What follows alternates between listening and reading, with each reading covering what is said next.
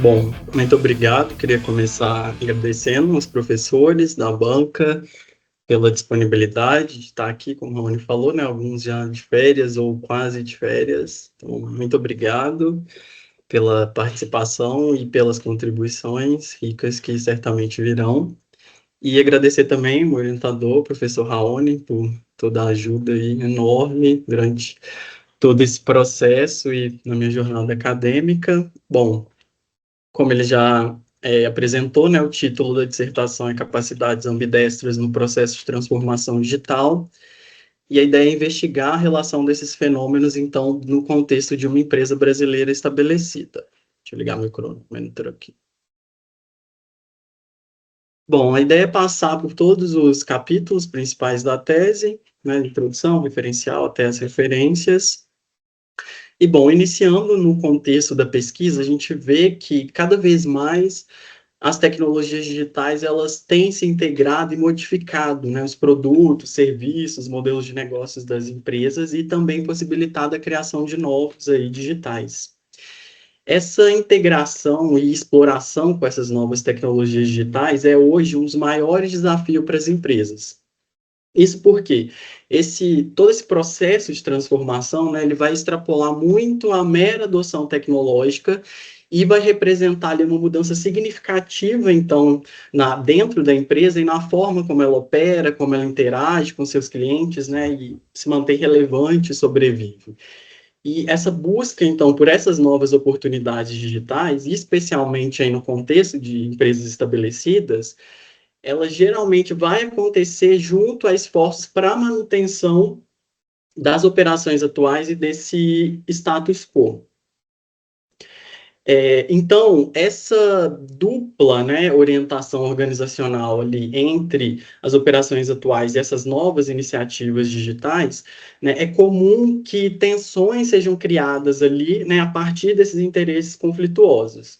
Então, quando a gente mergulha ali na literatura de transformação digital, a gente vê que ela é uma literatura muito enraizada em campos do conhecimento mais tecnicistas, então ela não vai se aprofundar tanto em aspectos organizacionais. E aí, uma temática que vem se consolidando já há décadas, que é embasada exatamente na discussão, né, desses desafios contrastantes e, ao mesmo tempo, complementares, semelhantes a esses da transformação digital, é a ambidestria organizacional. Então, não parece controverso nessa ideia de que a ambidestria organizacional possa fomentar, né, a discussão de outros fenômenos, onde essa gestão de uma dualidade organizacional é uma preocupação central, como é o caso da transformação digital. Já no caso da ambidestria, ela é uma literatura muito analítica, mas pouco prescritiva. Então, falta lhe dizer como fazer, né? Como fazer a ambidestria. Bom, a partir disso, o problema da pesquisa foi ver, então, de que forma os desafios vivenciados, né, pelas empresas durante esse processo de transformação digital poderiam favorecer ou configurar a construção de capacidades ambidestras. O objetivo do trabalho, então, é analisar o processo de transformação e a manifestação de aspectos relacionados ao comportamento ambidestro no contexto aí de uma empresa estabelecida e tentar identificar essa relação entre os fenômenos e mecanismos organizacionais oriundos disso, né, emergentes aí a partir disso. Para tanto, entende-se a necessidade, então, de conhecer bem e mapear o contexto da empresa, descrever todas as mudanças organizacionais, estruturais que ocorreram durante todo esse processo de transformação digital, relacionar isso com comportamentos e mecanismos ambidestros que possam estar presentes ou emergirem, fazer uma análise multinível e depois, a partir disso, explorar implicações práticas e teóricas.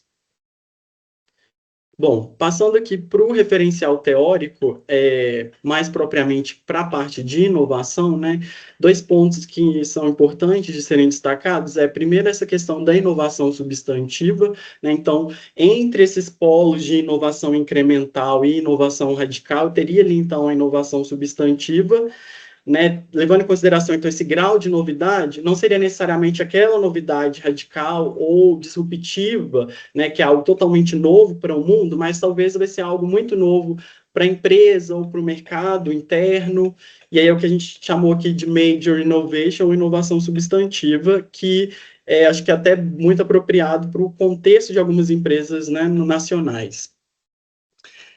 Um outro ponto, aí, um conceito importante, já da parte de gestão da inovação, é essa possibilidade de construção e acumulação de capacidades de inovação.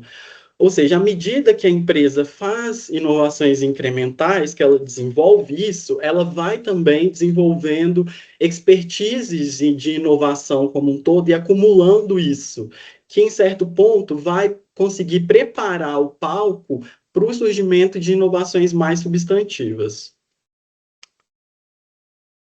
Bom, a ambidestria organizacional em si, ela pode ser descrita como uma capacidade organizacional de balancear ali efetivamente duas atividades, né, dois pontos contrastantes. Né? E aí, no contexto da transformação digital, isso pode ser, por exemplo, o analógico e o digital, tecnologias tradicionais com tecnologias emergentes, né? E a ideia da ambidestria, ela traz também essa ideia, então, de um dualismo, no sentido que são duas atividades que elas são contrastantes e vão competir por recursos e criar tensões dentro dessa relação, dentro de uma mesma unidade organizacional. Por outro lado, tem essa questão também da dualidade, né, trazendo esse conceito apresentado agora anteriormente, que o desenvolvimento de, né, no caso, por exemplo, do exploitation e de inovações incrementais pode ser positivo para o desenvolvimento depois de exploration e inovações mais radicais. Né? Aqui eu trouxe uma figura de um esboço do que seria a ambidestria. Então, de um lado, eu vou ter aquelas atividades, né, mais voltadas para melhoria das operações atuais, eficiência e produtividade, que vão demandar, então, um maior controle, né, e uma priorização ali do conhecimento interno para gerar resultados em curto prazo e garantir a sobrevivência da empresa. Do outro lado, eu vou ter, então, o exploration, que seria voltado para o desenvolvimento de novos produtos, oportunidades, busca por pesquisa, conhecimento externo, e isso vai demandar uma maior flexibilidade para tornar isso possível e gerar resultados em longo prazo. As formas como as empresas lidam com essas tensões dessa simultaneidade são os tipos de ambidestria, né, que aí são o estrutural, que seria aquelas estratégias mesmo de eu criar uma área separada ali para o desenvolvimento de exploration. As estruturas paralelas são estruturas duais, onde eu tenho uma mais voltada para o exploitation e uma mais voltada para o exploration, e aí eu tenho funcionários que vão atuar part-time em cada uma das duas, e aí ao desenvolver, por exemplo, projetos mais substantivos, eles vão ter uma maior autonomia para isso. A ambidestria contextual eu tenho uma só estrutura, em uma só unidade, e aí eu vou atribuir autonomia para os indivíduos decidirem quando fazer uma coisa, quando fazer outra, e a ambidestria sequencial é uma estratégia temporal, onde eu vou ter tempos de maior foco em exploitation e tempos de maior foco em exploration. Bom, ao se analisar, né, a ambidestria organizacional, um ponto muito relevante é essa questão do nível de análise, né? Então, se eu vou fazer uma pesquisa, eu vou observar a empresa do nível corporativo, alguns tipos de comportamento ambidestro vão ser mais evidentes, enquanto outros podem nem aparecer. Então, se eu for fazer uma análise em nível corporativo, essas estratégias estruturais, né, de, por exemplo, ter ali uma área específica que é deslocada da empresa, vai ser uma coisa fácil de ser identificado. Mais comportamentos mais contextuais, que estão ali focados nos indivíduos e nas equipes de trabalho, é algo que você não vai conseguir notar tanto. Então, isso mostra a importância de uma análise multinível para estudar esse fenômeno. Passando agora aqui para transformação digital, né, o que a gente vê é importante distinguir os conceitos de digitization ou digitização, digitalization ou digitalização e transformação digital. primeiro deles, a digitização, seria, então, a conversão de informações antes em formato físico, analógico, para um formato digital.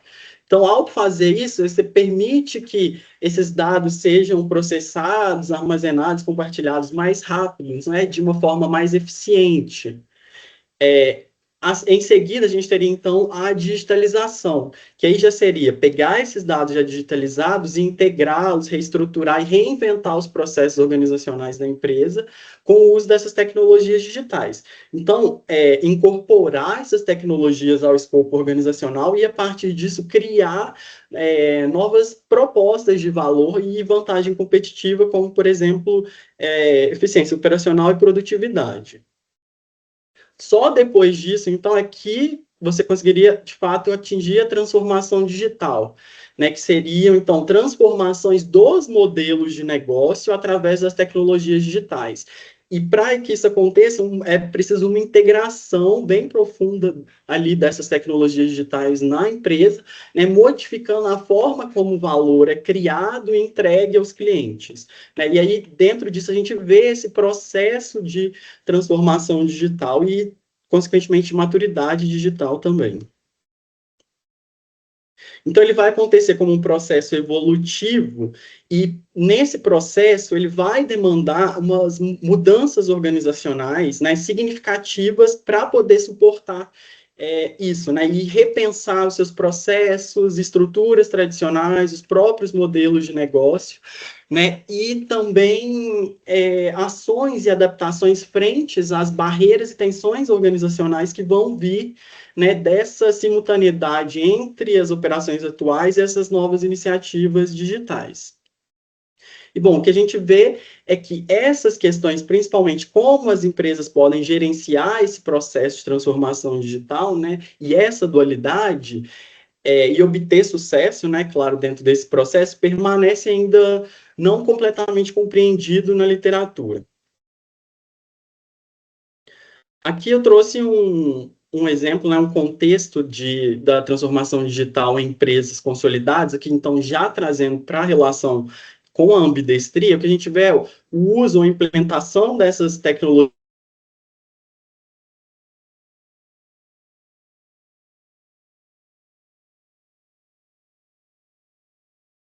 melhorar a eficiência operacional, desenvolver inovações incrementais, de um lado, e do outro vai ser para a criação de novos produtos digitais, experimentação e inovação substantiva.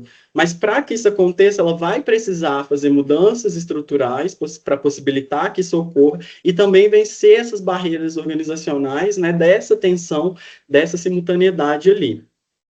Então, ao observar isso, né, a gente percebe que é um contexto claramente que faz sentido também para a ambidestria organizacional. Então, é possível a gente conectar esses conceitos da ambidestria com os da transformação digital, assim como pesquisas passadas já fizeram.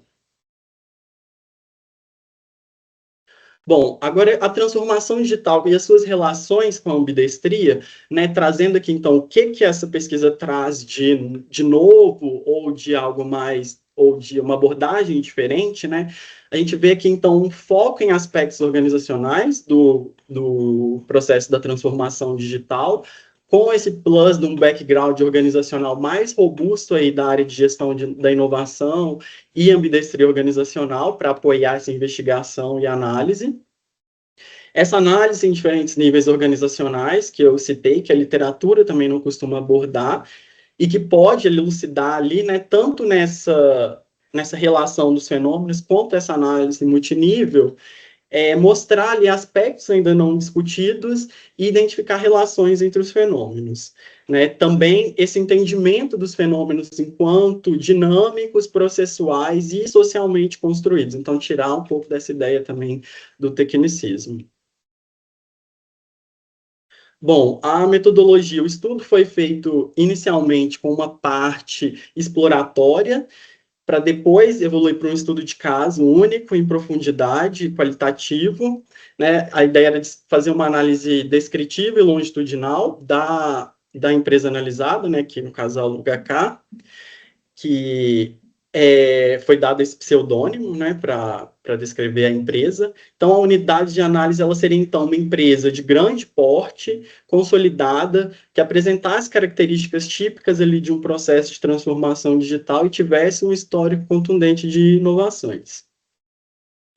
Os sujeitos da pesquisa foram principalmente funcionários das áreas relacionadas a desenvolvimento de produto, projeto, agilidade, mais algumas outras áreas correlatas, e também áreas de suporte que ajudariam no entendimento do contexto organizacional dessa empresa. As estratégias de coleta de dados foram socializações e entrevistas livres e semi-estruturadas com o apoio de roteiros. A ideia era, então, promover uma análise temática, né? Buscar identificar ali padrões nos discursos e aprofundar no entendimento desses significados, para, em seguida, fazer uma comparação disso com demais discursos presentes. Também foram feitas análises documentais e essas entrevistas, né, elas eram consolidadas na escrita de alguns memorandos, e elas também eram todas transcritas diretamente ou indiretamente. Tudo isso depois foi categorizado, triangulado, e aí foram feitas confrontações, né? Então, voltou-se a campo para aprofundar em alguns pontos, tirar dúvidas e também confrontar essa visão a respeito, né, dos pontos principais aqui estudados com funcionários ali da mesma área e de diferentes áreas. Aqui num fluxo, né, da pesquisa, assim, a ideia, então, dessa primeira fase exploratória era entender o contexto organizacional da empresa, ver ali se realmente tinha viabilidade de execução do estudo ali e refinar questões de pesquisa, literaturas que poderiam ajudar, né, e também já a emergência das primeiras categorias. Em seguida, no início já do caso, no estudo de caso, né, a ideia era entender o contexto da empresa, já selecionar quem seriam os sujeitos de pesquisa a serem identificados e começar ali a investigar o histórico da empresa. Posteriormente, né, já mas aí no aprofundamento do estudo de caso, era então se aprofundar nessas questões da transformação digital e aspectos do comportamento ambidestro, ocorrendo também ali simultaneamente já alguma análise do caso, aprofundamentos e essas confrontações. Bom, passando aqui para o estudo de caso, né, a empresa analisada aqui, no caso a Lugacar, ela é uma empresa presente no mercado há mais de 50 anos, uma grande presença nacional e já agora na América Latina também, em algumas cidades, um número bem elevado de clientes cadastrados, aproximadamente 18 mil funcionários. Os principais negócios dela eram aluguel de carros, venda de veículos seminovos, gestão de frotas e aí novas iniciativas, né, incluindo aí produtos e serviços digitais.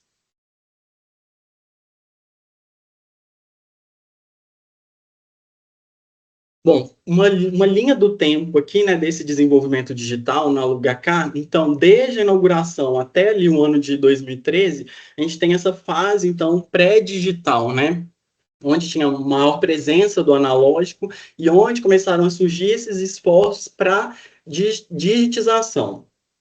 Então, o que a gente vê, né, dessa época é uma lógica tradicional de negócios, processos bem lineares, pouco digitalizados, e o principal era atendimento presencial e contratos físicos, né? O foco da empresa estava muito ali no crescimento ainda por escala física, então abrir novas agências, novos postos de atendimento. E aí, claro que mais para o final, aí, mais se aproximando de 2013, já haviam sim sistemas informativos, né, presentes na empresa, mas a tecnologia ela desempenhava um papel muito de suporte, assim, era um recurso operacional e de infraestrutura, era de manutenção, rede, suporte técnico, né? Mas aí essa empresa ela viu então mudanças nos hábitos de consumo, né? Nos próprios documentos da empresa eles relatam essa questão de difusão, por exemplo, dos smartphones e essa mudança nos hábitos de consumo, e aí ela se vê então ali com essa necessidade de se desenvolver mais digitalmente. E aí é que passa então para a fase seguinte de digitalização, que é de 2014 a 2019, Então, onde a gente vê então, uma adoção das tecnologias digitais e dessas informações agora já, né, bastante mais digitalizadas, então um uso disso para otimizar os processos, os produtos, os serviços existentes, mas sem modificar ainda os modelos de negócio, né? Então, apesar disso, dessa maior utilização das tecnologias digitais, um ponto central permanecia ainda sendo o balcão de atendimento, né? Então as pessoas ainda iam para o balcão de atendimento para realizar esse serviço, para contratar esse produto, assinavam o papel, né? Então aqui a TI ela tem um papel mais consultivo, mas ainda assim não está, né, tipo, num nível mais desenvolvido. Né? Todo o desenvolvimento tecnológico nessa época ele ainda era terceirizado e tudo isso gerava alguns problemas para a empresa, como um tempo de lançamento, né, dos produtos e serviços elevados, que é esse time to market, e também uma dificuldade de retenção dos conhecimentos desses projetos digitais que eles desenvolviam. Além disso, também tinha algumas questões ali de vulnerabilidade em cibersegurança.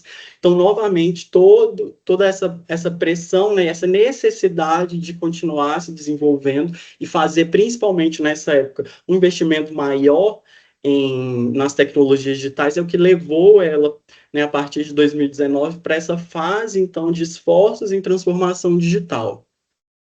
E aí, agora sim, nessa fase, né, de 2019 em diante, a gente percebe, então, os processos mais 100% digitais, quase 100% digitais e integrados, né, a construção, então, de uma área, de um laboratório de tecnologia, investimentos em internalizar os conhecimentos e também o desenvolvimento tecnológico e fazer disso um diferencial competitivo para a empresa, colocar um modelo operacional ágil, né, para conseguir suportar todos esses novos desenvolvimentos digitais e criar ali uma arquitetura de referência que tirasse, né, mais desse sistema legado, propiciasse essa agilidade maior que ela estava buscando. Bom, esses modelos ágeis, eles têm, então, uns ritos, e a começar aqui é importante citar esse Program Increment, que seriam, então, ciclos, né, de aproximadamente 4 meses de duração ali, onde eu teria etapas de planejamento, acompanhamento e execução dos projetos, e aí isso se repetia, né, ao longo do ano. Eu tinha esses processos das atividades de discovery e delivery. Então, assim, durante essas atividades de discovery, a ideia era exatamente pensar em soluções, experimentações, buscar ideias, tentar validar essas ideias, entender com os clientes, né, quais eram as necessidades e os desejos deles. Então, essa é uma atividade que estava presente ali, principalmente no trabalho dos líderes de produtos, dos gerentes de produtos, que está muito associada com uma atividade de exploitation, desculpa, de exploration, né, que é essa busca, então, uma abertura para conhecimentos externos, uma maior flexibilidade para essa execução, enquanto o delivery seria, de fato, pegar isso e desenvolver, né? Seria aquela etapa de desenvolvimento e implementação ali dessa ideia que já está madura o suficiente para ser desenvolvida. Essas etapas de planejamento, que seriam, então, o PI Planning, eram reuniões onde as áreas levavam, então, as suas ideias do que elas achavam que seria importante de ser desenvolvido nos próximos ciclos da empresa, e aí nisso a área de negócios levava o que ela achava que era importante, que geralmente era o quê? Incrementos para os negócios já existentes, os produtos principais da empresa, enquanto essa área de tecnologia, ela já levava mais algumas ideias mais substantivas, às vezes mais fora do escopo ali. E principalmente no começo ali do desenvolvimento ali do laboratório de tecnologia, né, o Aluga Labs, a gente vê que essa área de negócios, ela era muito mais forte, né? Não só por ser os produtos tradicionais da empresa que garantem a sua sobrevivência, mas também por questões de maturidade mesmo, né, do negócio. Então, durante esse período, a área de tecnologia, ela precisava ali fazer negociações e fazer convencimentos da importância desses projetos mais substantivos, né, de exploration, para serem desenvolvidos. Isso nem sempre acontecia.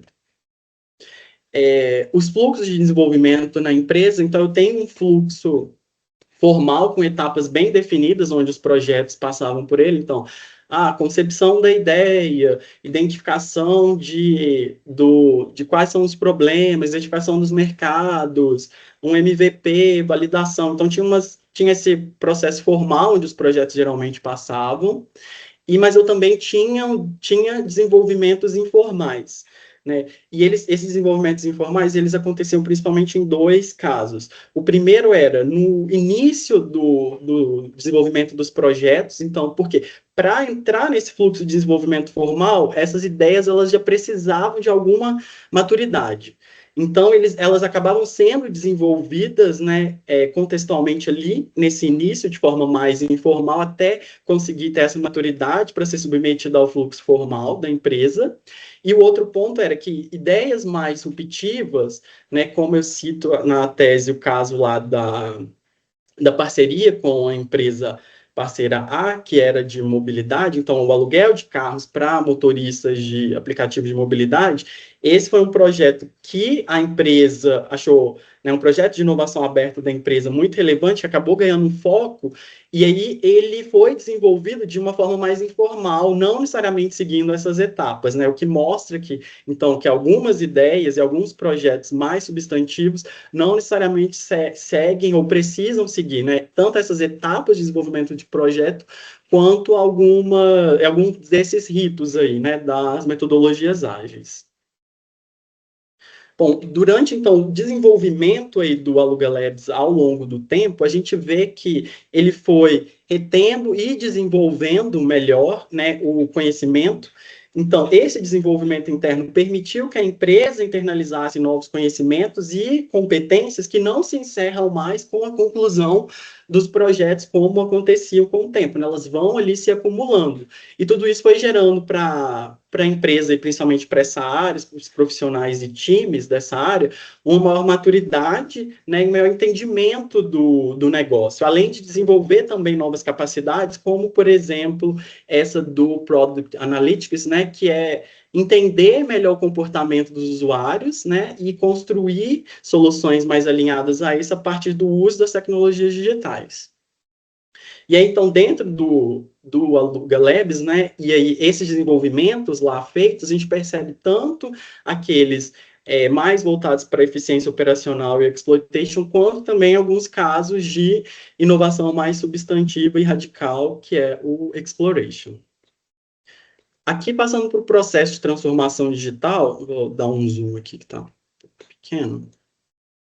Então, até 2013, né, a ideia era o atendimento presencial, né, analógico, de ir lá no balcão.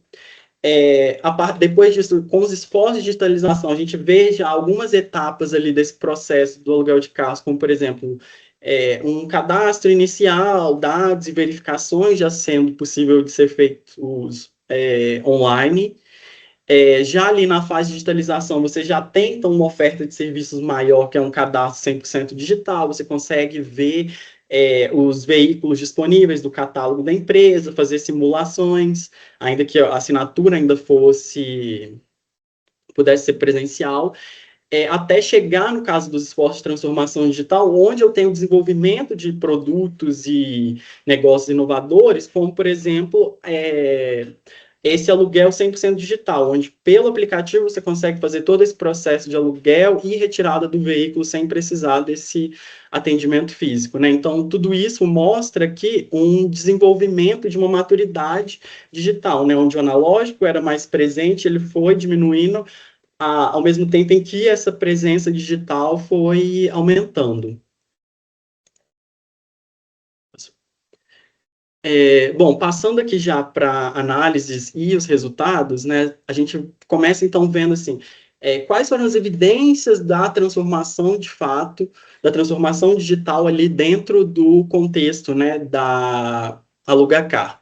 A gente vê então que essa transformação aconteceu muito por conta dessas necessidades e pressões por esse desenvolvimento tecnológico e digital. Né, a partir disso, ela construiu, então, uma área ali para o desenvolvimento dessas novas iniciativas digitais, que é o Aluga Labs, e uma estrutura organizacional para poder suportar Isso. E aí, então, a gente vê lá casos de inovação substantiva e de novos negócios que surgiram a partir dessas iniciativas, né? Isso mostra, então, caracteriza bem essa etapa de transformação digital na empresa.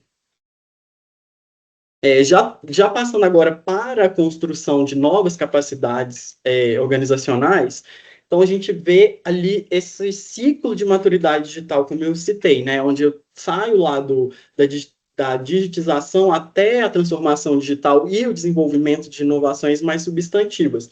Então, é o que? É o desenvolvimento desses projetos mais incrementais, auxiliando na construção de expertise na empresa e também na construção de um ambiente, de uma cultura mais propícia para a criação de iniciativas mais substantivas e radicais.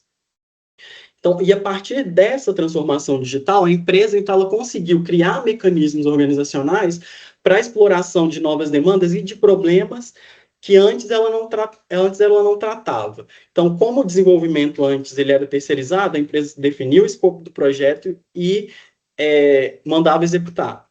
Aqui eu tenho agora times de projetos que podem, né, propor soluções fora do escopo, iniciativas de intraempreendedorismo, e eu vou ter times para pesquisar durante essas atividades de discovery, né, pesquisar sobre isso, fazer experimentações e depois times dedicados para desenvolver essas ideias, né, coisa que a empresa não fazia antes, né. A partir dessa análise, por exemplo, do Product Analytics, a empresa, então, passou a entender melhor essas necessidades e comportamento dos usuários, né?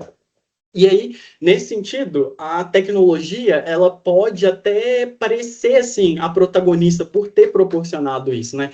Foi através da implementação das tecnologias digitais que a empresa conseguiu fazer, né, desenvolver essas novas habilidades, mas a tecnologia em si ela não é o ponto central. Por conta dela, a empresa passou a ter essas novas habilidades e propor e oferecer novas ofertas de valor para os clientes de formas que ela não fazia antes. Mas a transformação digital não está em si na tecnologia, mas nessas novas habilidades que a empresa desenvolveu para lidar com a tecnologia, né, e construir mesmo esses artefatos organizacionais.